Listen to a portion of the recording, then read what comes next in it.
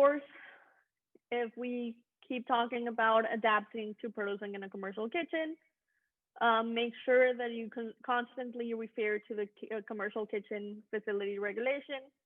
So not only do you have to be aware of health inspection regulations, USDA, um, you also have to be aware of what the specific regulations are in the kitchen you're using. So whether you are working at FIU, whether you are at a another shared commercial kitchen, whether you are working with a co-packer, very, very important that you understand all the regulations and that you follow on them.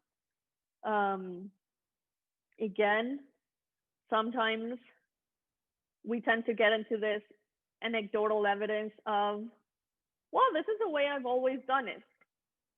Yes, and maybe that has been helpful to you. However, now that you're in a commercial kitchen, you need to change your habits. You need to actually adapt to what the regulations are in the kitchen and understand that those regulations are not for you. They are for everyone who is in that facility. So extremely important to understand that. Um, Even if you sometimes say, but I don't understand why I have to do it that way, or I don't understand how that makes sense. Sometimes it just does. And again, taking courses like ServSafe or like FISMA, anything related to food safety will help you understand a lot of the regulations. So something as simple as, well, I don't understand why I have to label and store everything in the fridge when I don't do it at home that way.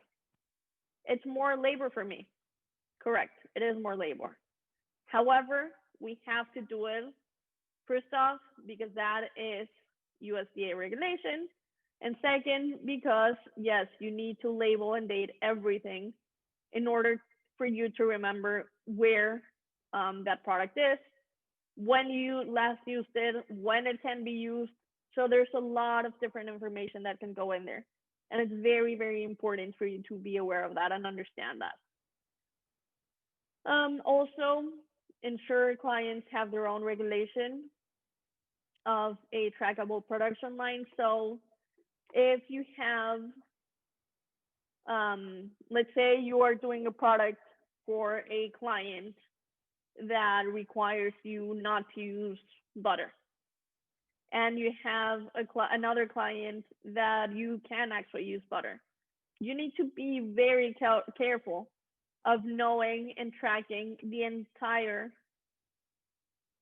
chain of product for both those lines. Very, very important. Why? Of course, you want to be truthful on everything you're doing. So truth in advertising, truth in marketing, and also especially if you're talking about a potential allergen. So let's say dairy is an allergen. You really, really have to understand and be aware of every step that that product has taken. So extremely important to go over that.